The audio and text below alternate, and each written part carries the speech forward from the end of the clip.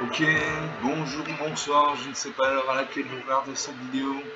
C'est encore et toujours Olivier Dunette, en direct de Magic the Gaming Arena, Magic Assemblée Arena en français, j'espère que vous allez bien. Nous sommes le dimanche 24 août, il est 3h-5 de l'après-midi. Je vais faire une vidéo Magic, voilà, pour que vous ayez une vidéo à portée de main, pour ne pas vous abandonner en chemin. On va faire une vidéo.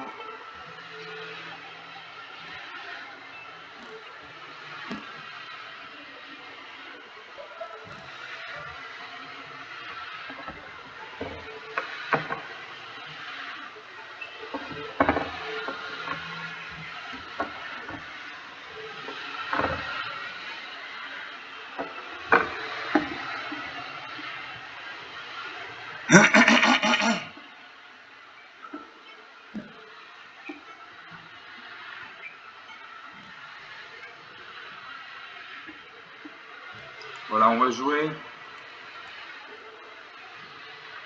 On va jouer le deck soldat que j'ai créé hier contre le bot de Magic. Le bot de Magic, c'est l'intelligence artificielle de Magic qui s'appelle Sparky, ça veut dire l'étincelant en français. On est un peu moins bon qu'un joueur humain, donc c'est plus facile de jouer contre le bot de Magic que contre un humain. Donc on va faire quelques parties, 3 ou 4 parties. Je vais essayer de ne pas dépasser les 3 quarts d'heure de vidéo. Je sais que vous avez autre chose à faire que de regarder les vidéos Magic. Voilà, donc je me bats contre Sparky, l'étincelant en français. Moi c'est Lightning Wave, onde de choc.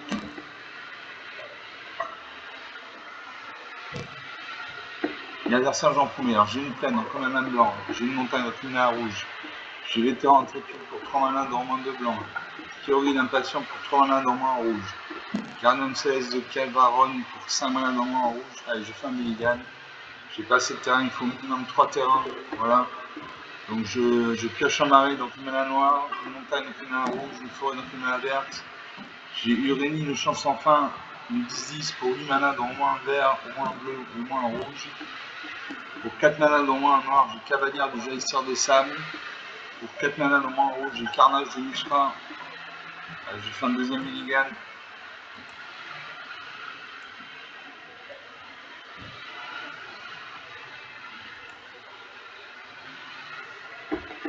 Je pioche une plaine dans une mana blanche, un marais dans une mana noire, une forêt dans une mana verte. J'ai l'avant-garde de phalange pour 2 mana dans moins un rouge, un blanc, une 2-2 vigilance. J'ai Kefka, grand mage impérial, Susurrien et du vide, Cavalière du Jaillisseur des Sables. Allez. Je garde 5 cartes. Je mets de côté Kefka.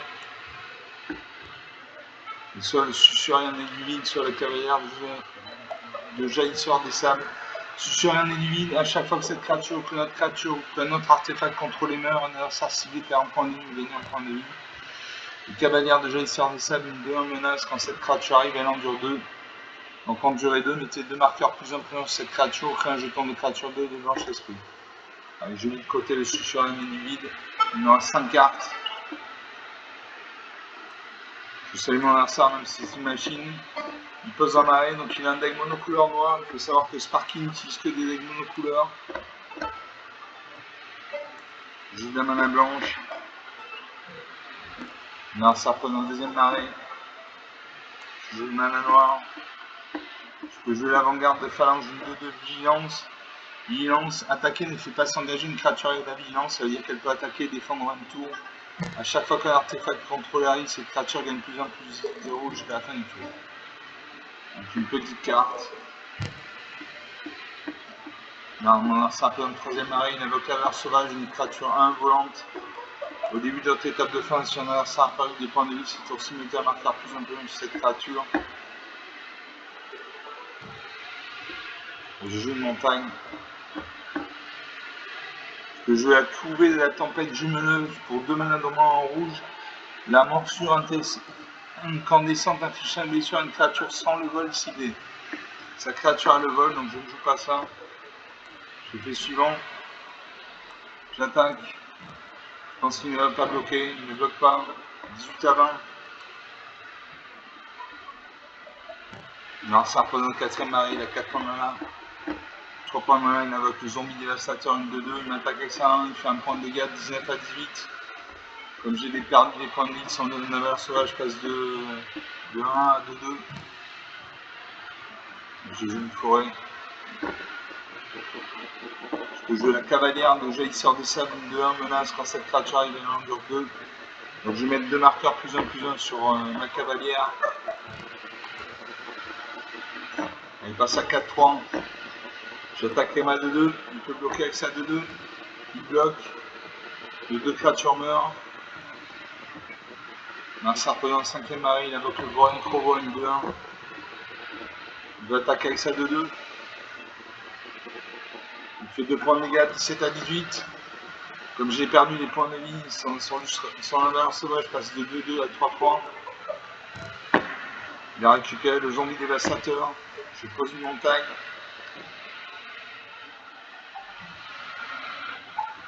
Je ne peux rien jouer. Si je peux détruire son Vorin Crovo, mais je vais attendre d'avoir un autre point de mana pour invoquer la couvée de la tempête disruptive. Je me gueule, pardon. J'attaque. Il peut bloquer avec ça de 1. Il ne bloque pas. 17 à 14. Donc à chaque tour, il peut me faire 5 points de dégâts et moi je peux lui faire 4 points de dégâts. Donc la bataille est pour son camp. Il invoque le zombie dévastateur, il m'attaque avec ses 2 créatures actives. 12 à 14. Son navire sauvage passe à 4-4 parce que j'ai perdu des points de vie. Je joue une montagne. Je joue le don primitif. Donc primitif, à chaque fois que vous lancez un sort de créature, créez un jeton de créature 3-3 verbette. À chaque fois que vous lancez un sort non créature, mettez 3 marqueurs +1/+1 sur une créature ciblée que vous contrôlez. Et touche terre, à chaque fois qu'un terrain de contrôle arrive, vous gagnez 3 points de vie. Je joue ça.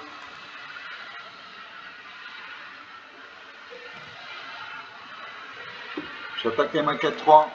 Je peux bloquer avec ça de 2. Il ne bloque pas, 12 à 10. Il vient me faire 8 points de dégâts. Il invoque à nouveau un deuxième Vorin Crovo, une 2-1. Il attaque avec ses créatures actives, il me fait 8 points de dégâts. 4 à 10. Son navire sauvage passe à 5-5 parce que j'ai perdu des points de vie. Je peux jouer le sommité chevalier. Ou le couvée de la tempête jumeleuse. Une 5-4. Quand cette créature arrive, vous gagnez 5 points de vie. Je joue ça. J'ai gagné 5 points de vie. Je crée un jeton 3-3 verbette. 9 à 10. La partie est relancée.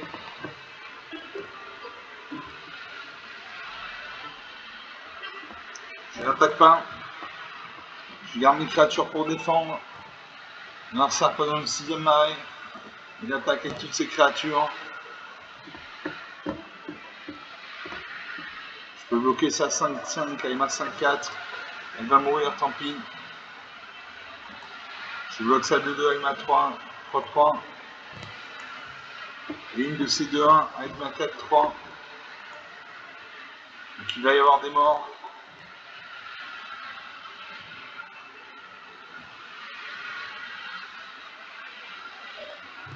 Il n'y a plus que 3 créatures sur le champ de bataille.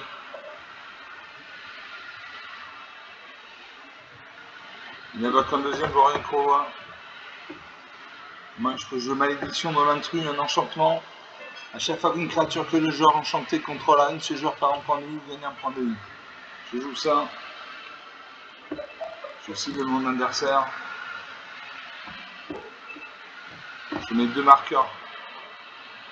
Je mets 3 marqueurs +1/+1 sur ma cavalière. Déjà il sort de ça, elle devient 7-6. Je joue la sommité chevalier.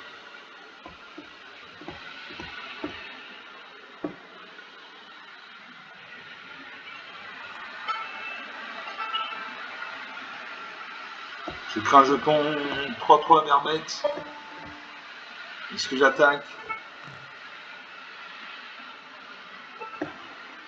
J'attaque.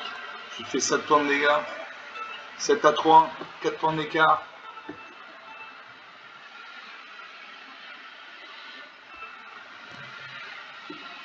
Je ne peux pas jouer mes cartes. J'attaque avec tout. Il doit bloquer, sinon il meurt. Il détruit mon jeton 1. J'ai 3 créatures, il a 3 créatures. Il bloque ma 7-6 avec toutes ces créatures.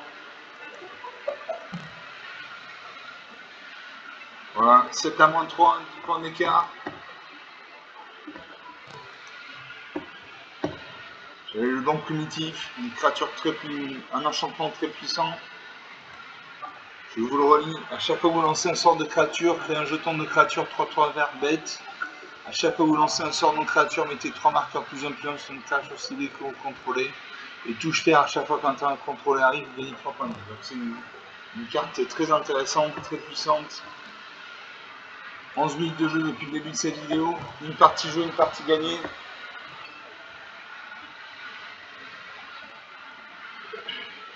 On va faire une deuxième partie.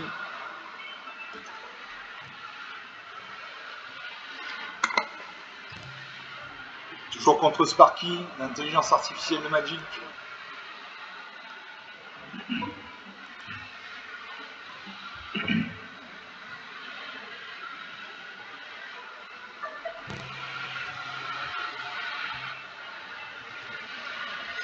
Donc moi c'est Lightning Wave, onde de choc en français. L'adversaire joue en premier. Alors j'ai 2 plaines, donc 2 manas blanches. J'ai une île, donc une mana bleue. J'ai une montagne, donc une mana rouge. J'ai le Léonin ingénieux pour 5 manas dormant en blanc, une 4/4. Et pour 4 manas dormant en blanc, mettez un marqueur +1/+1 sur une autre créature attaquante ciblée que vous contrôlez. Si cette créature est un chat, elle acquiert l'initiative jusqu'à la fin du tour. Pour 4 manas dormant en noir, j'ai héros gravitif, une 2/4, lien de vie. Lien de vie, ça veut dire que les blessures infligées par une créature, un planeswalker ou un sort avec le lien de vie font aussi gagner autant de points de vie à son contrôleur. Quand cette créature arrive, trouvez une carte de permanent non terrain avec une valeur de mana inférieure ou égale à 3. Cette carte acquiert un hyperespace pour 0 points de vie. Pour 0 points de mana jusqu'à la fin du tour, vous perdez 2 points de vie. Et pour 3 manas dans en rouge, j'ai Pyrolyde impatient, une 3/3. Quand cette créature arrive, ajoutez 3 manas incolores. Ne dépensez ce mana que pour lancer des sorts de créatures.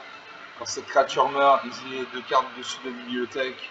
Jusqu'à la fin de votre prochain tour, vous pouvez lancer des sorts de créatures parmi les cartes exilées. Je garde ces cartes.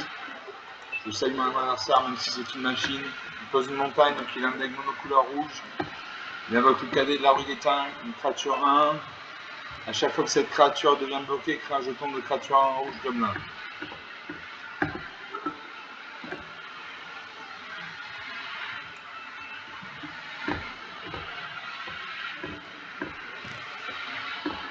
Bon, j'ai mon Pyrolyde impatient qui demande un mana rouge, donc je joue une montagne, une mana rouge.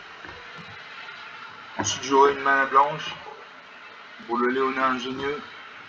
Narsa invoque un deuxième cadet de la rue d'étain. Il m'attaque avec son premier.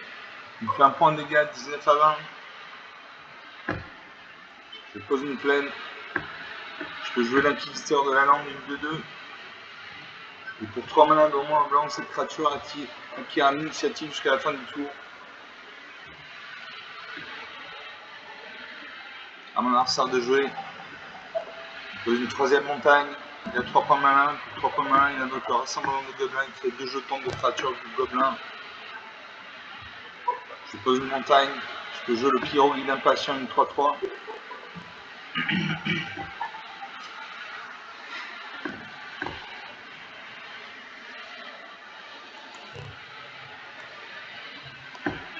J'attaque avec ma 2/2. Il devrait bloquer avec ses 2 jetons de gobelin 1.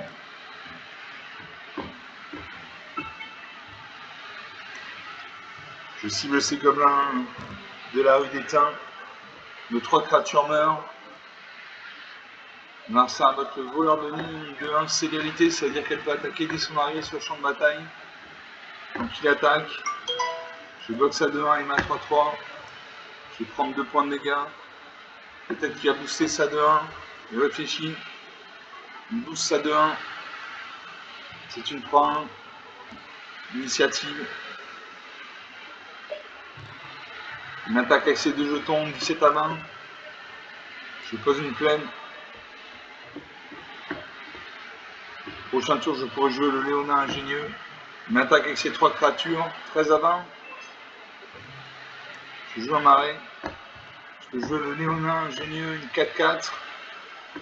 Héros gravitique, une 2-4 qui a de vie.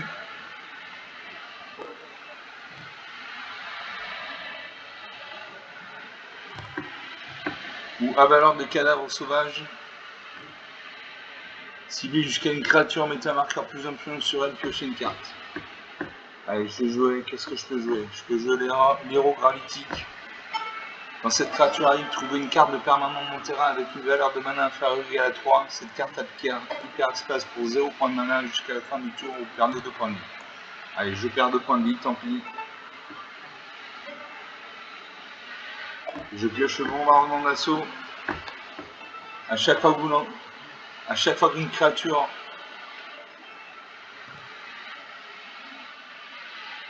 qu'une créature de force inférieure ou égale à 2 contrôlée attaque cet enchantement, inflige une blessure au joueur au Planeswalker cette créature attaque. Donc je joue pour son coup d'hyperespace. Je pourrais le jouer au prochain tour. Je pose une île.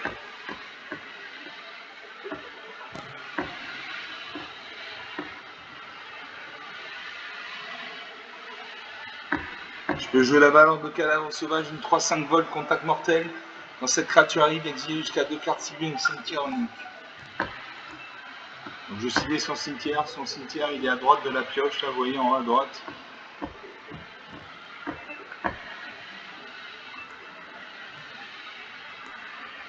J'exile ces 2 cadets de la rue d'Étain. J'attaque avec ma 2-4 à le lien de vie.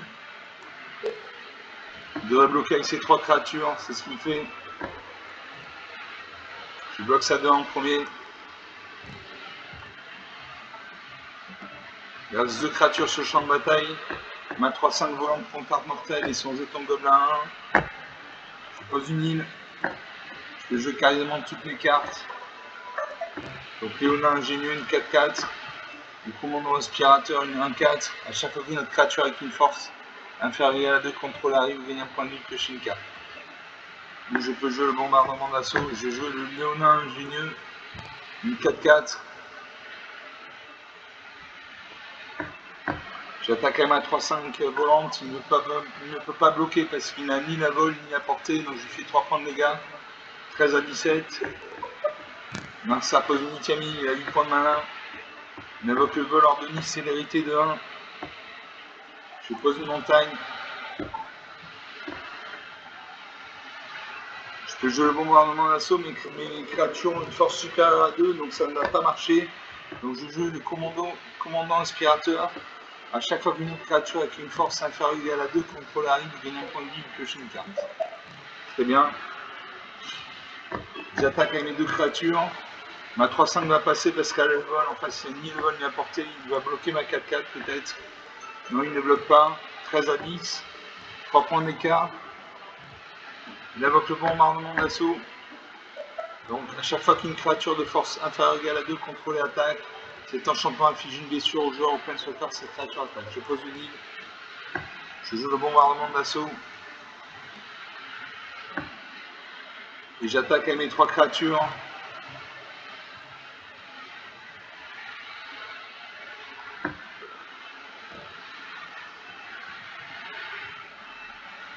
Je vais activer le Léonin ingénieux.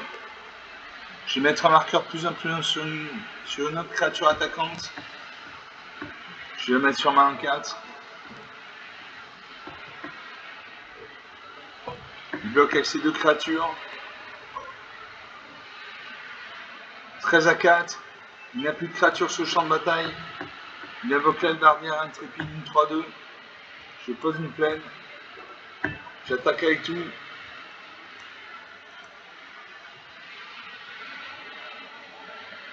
Comme j'ai une créature de force inférieure à 2, je lui ai infligé une blessure avec le bombardement d'assaut. Je vais mettre un marqueur plus 1/+1 sur ma 2-5. Elle passe à 3-6.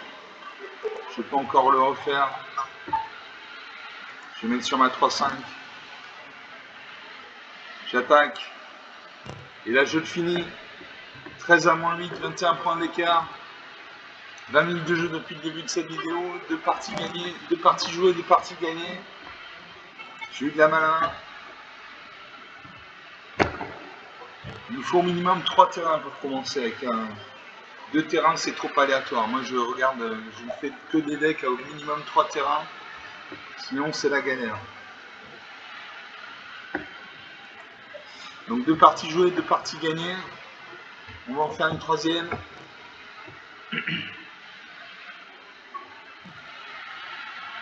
Toujours contre Sparky. L'étincelant en français.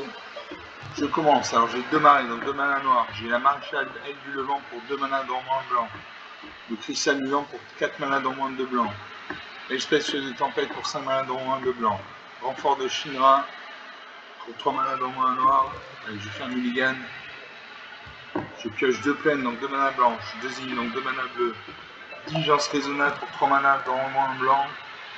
Enchanté créature, quand cette aura arrive, une créature ciblée contrôlée autre que la créature enchantée gagne plus 2, acquiert la vigilance jusqu'à la fin du tour. La créature enchantée gagne plus 2 et a la vigilance. Pour 5 manas, au moins un vert, au moins un bleu et au moins un rouge. J'ai le barrissement de mammouth, crée un jeton de créature 5/5 verte éléphant. Et pour 6 manas, au moins 2 verts, j'ai balade déchaînée, une 6/6 piétinement.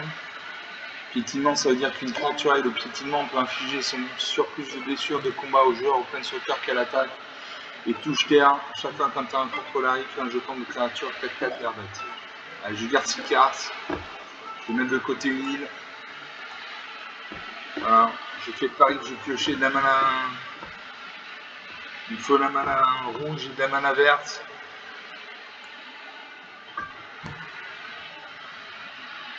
Alors ça repose une île, donc il a un deck monocouleur bleu.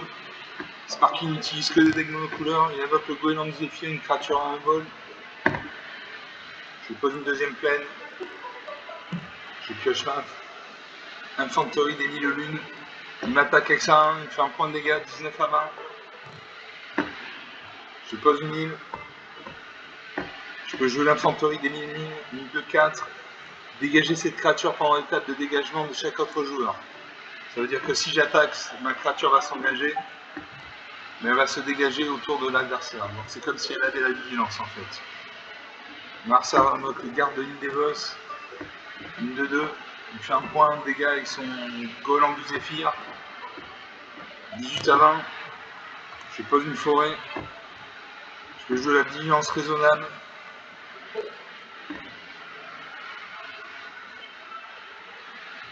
Allez, je joue la vigilance raisonnable. Je cible mon infanterie des 1000 lunes. Ça devient une 4-6. J'attaque. 18 à 16.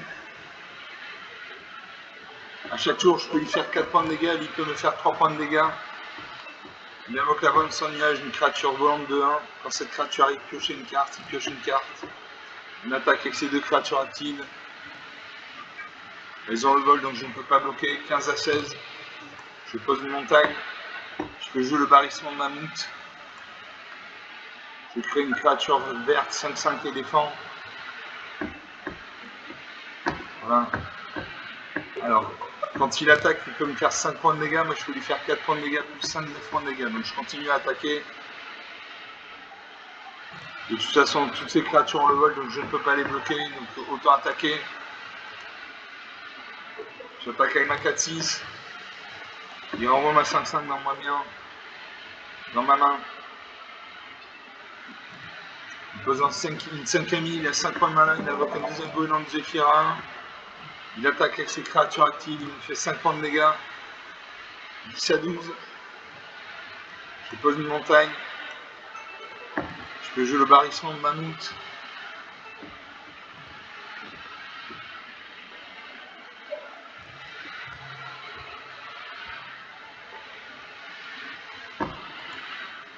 Je confirme. J'ai créé un jeton éléphant 5/5. Il m'attaque avec toutes ces créatures. 4 à 12. Je Je joue le compagnon bouclier mécane, une 3-2 défenseur. Ça veut dire qu'elle ne peut pas attaquer. Tant qu'un artefact est arrivé sur le champ de bataille sous votre contrôle, ce tour-ci, cette créature peut attaquer comme si elle avait défenseur. J'attaque avec mes 2 créatures parce que je n'ai toujours pas le vol de la portée. Je vais mourir au tour prochain.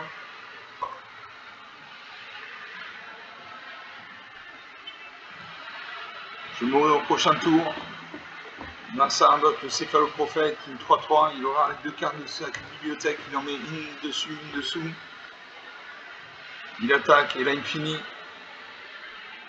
Moins 2 à 3, 5 points d'écart. C'est rien, 5 points d'écart dans Magic. Il y avait des créatures volantes que je n'ai pas pu bloquer parce que je n'avais ni le vol ni la portée.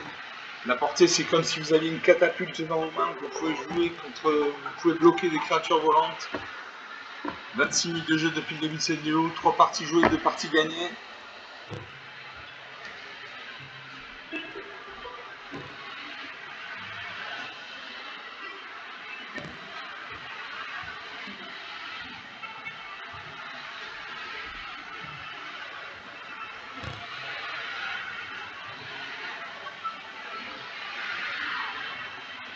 On va faire une 4e partie.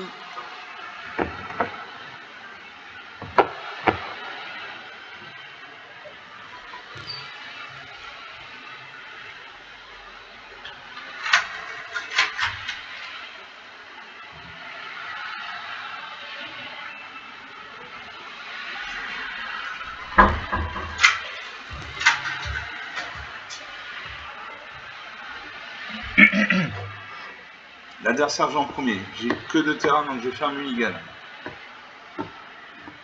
Encore 2 terrains, je vais faire un 2e mulligan. Encore 2 terrains, je concède la partie. Vous voyez, en haut à droite, il y a de l'écran, il y a un petit engrenage. Vous faites un clic gauche dessus, vous cliquez sur concéder, vous concédez la partie. Voilà, quand vous jouez en non classé ou contre Sparky, ça n'a aucune incidence. Quand vous jouez en classé et que vous concédez la partie, vous descendez dans les statistiques. Donc quand je joue contre Sparky, ça n'a aucune espèce d'importance. 4e partie donc.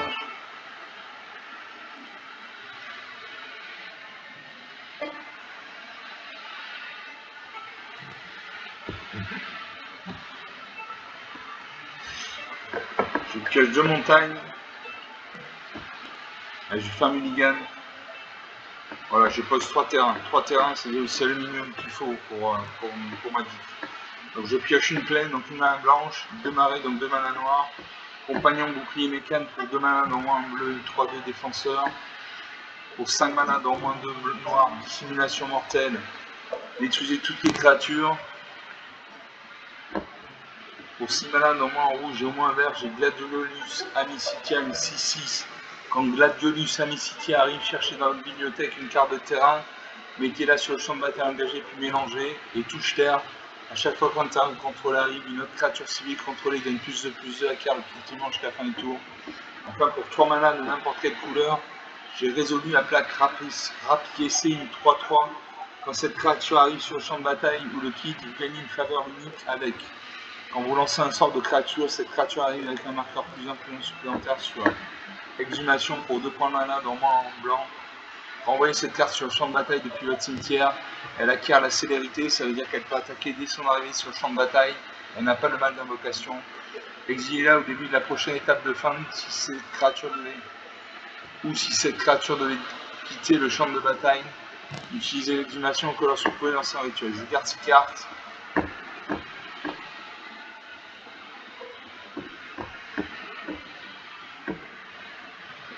Je vais mettre de côté Gladiolus Amicitia.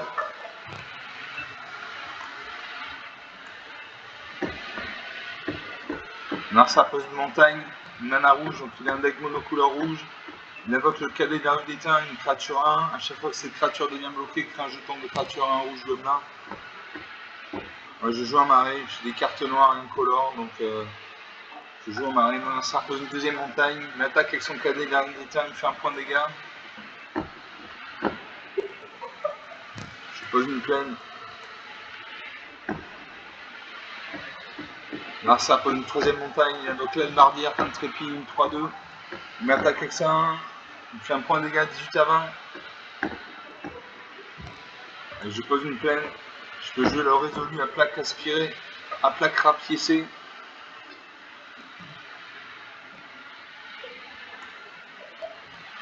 Une 3-3.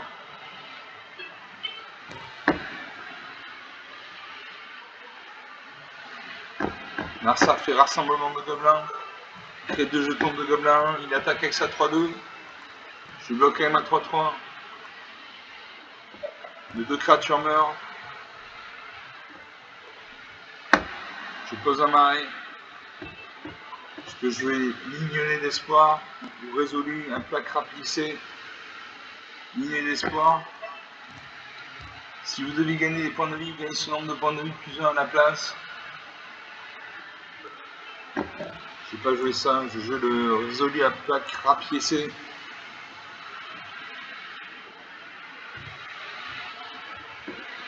J'attaque.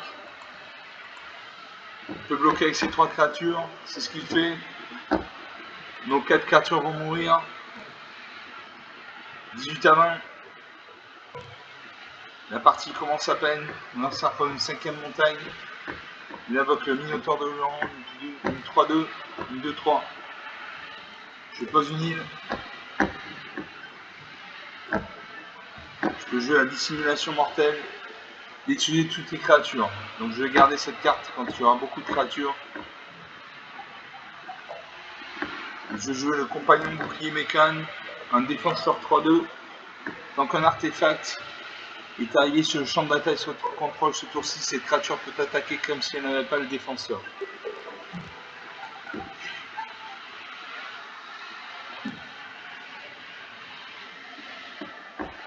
J'ai mis 4 marqueurs +1/+1 dans ma créature est une 7-6. Narsar invoque l'albardière intrépide, une 3-2. Je peux jouer la ligne d'espoir qui me permet de gagner des points de vie supplémentaires quand je gagne des points de vie. Narsar pour une 7e montagne, il invoque le cadet de la haute des terrains. Alors moi je pose un marais. Suivant.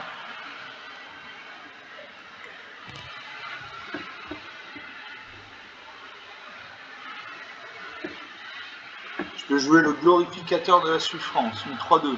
Quand cette créature arrive, vous pouvez sacrifier une autre créature ou un autre artefact. Quand vous faites un ciblé jusqu'à 2 cartes, mettez un marqueur +1/+1 sur chacune d'elles.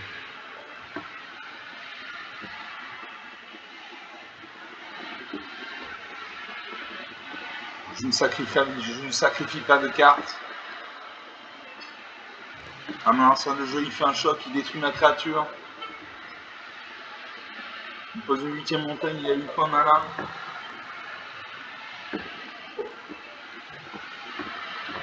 Je ne peux pas jouer mes cartes. Il manque de la mana rouge.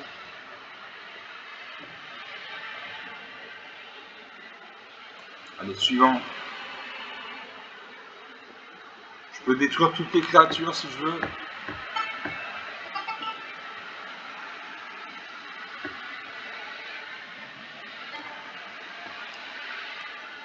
Je garde la dissimulation mortelle pour le cas où il y a plus de créatures.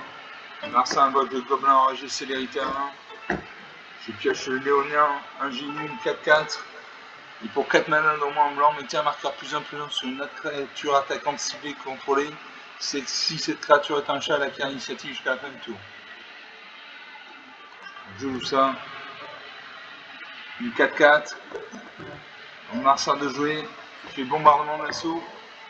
A chaque fois qu'une créature de force inférieure ou égale à 2 contrôlée attaque, cet enchantement inflige une blessure au joueur ou au planeswalker que cette créature attaque. Il y a 1, 2, 3 créatures qui ont une force inférieure ou égale à 2. Donc s'il m'attaque avec ces 3 créatures, il me fera 3 blessures supplémentaires avec des bombardements d'assaut. Je fais dissimulation mortelle, je détruis toutes les créatures.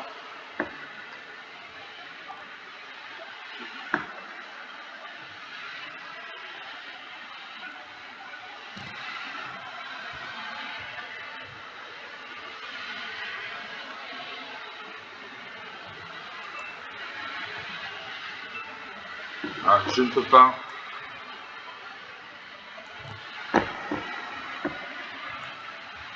Voilà, je détruis toutes les créatures. 18 à 20.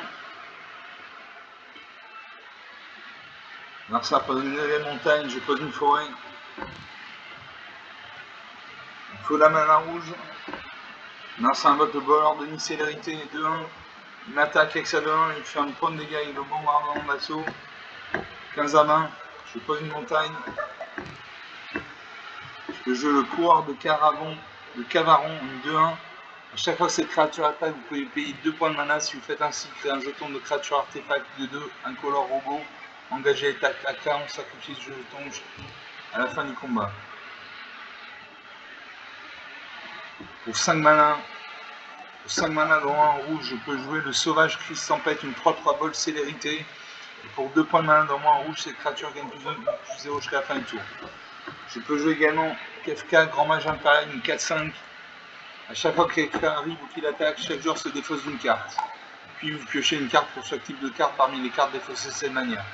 Pour 8 points de mana, chaque adversaire sacrifie un permanent de son choix, transformer Kefka. Allez, je joue Kefka. Je vais me défausser d'une carte. Je me défausse du coureur de Cavaron. Je pioche 2 cartes. Mon lanceur prend une 10e montagne. Je peux jouer le creuse de terre de 18, une 4-4 portée. Donc il peut se battre contre les créatures contre le vol, qui ont le vol. Quand cette créature arrive, elle endure 3. Endurer 3, ça veut dire soit mettre 3 marqueurs plus 1 sur cette créature, soit créer un jeton de créature 3-3 blanche esprit. Je mets 3 marqueurs plus 1. J'invoque le porteur de gore.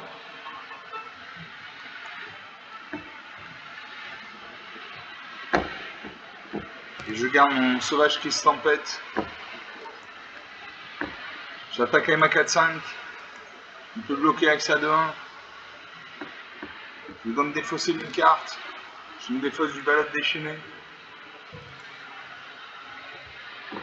Je pioche Anime Pakal, la millième lune. 15 à 16. Je termine le tour. Marsa a une carte dans la main, il fait réduire en sang, il détruit ma créature. Alors. Donc j'ai le sauvage Crise Tempête, le 3-3 vol célérité. Anime Pakal, la millième lune. Une 1-2, à chaque fois que vous attaquez avec au moins une créature non humaine, mettez un marqueur plus 1 sur Anime Pakal, qui crée X jetons de créature artefact à un gnome engagé attaquant. Essayez de rendre de marqueurs sur Anime Pakal. J'ai Vaillant de Citanul, une 1, engager un artefact, une créature engagée, dégagée, contrôlée, ajouter un mana de la couleur de votre choix. Je joue le sauvage Crise Tempête, une 3-3 vol fait de célérité. Célérité, ça veut dire qu'elle peut attaquer dès son arrivée sur le champ de bataille. Je joue Anime Pakal.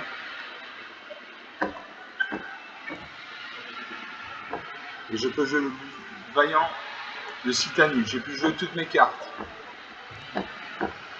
J'attaque avec toutes mes cartes actives.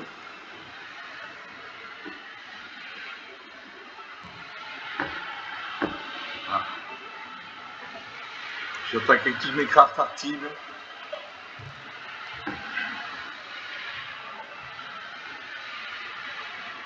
« 15 à 10. J'ai 6 créatures sur le champ de bataille. Alors ça repose une plaine. Je pioche le chef de garde, guerre Léonin, une 4-4. A chaque fois que cette créature attaque, créez 2 jetons de créature 1 blanche, soldat, chat, avec plein de lits, engagé, attaquant. Voilà. J'attaque avec tout. Et là, je le finis.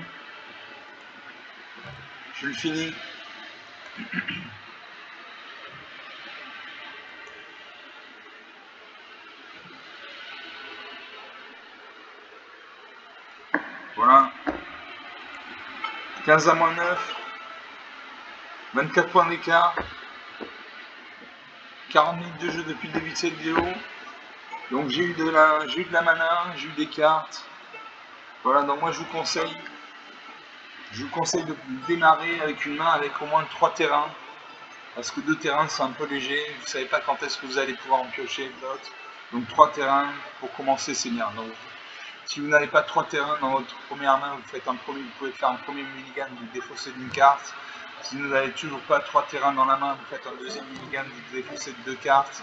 Et si vous n'arrivez toujours pas à avoir une main avec 3 terrains, vous allez dans le coin en haut à droite sur le petit engrenage, vous faites un clic gauche sur l'engrenage, vous faites concéder la partie. Voilà, on va s'arrêter là, 40 minutes de jeu, sur 4 parties, 3 de gagnés.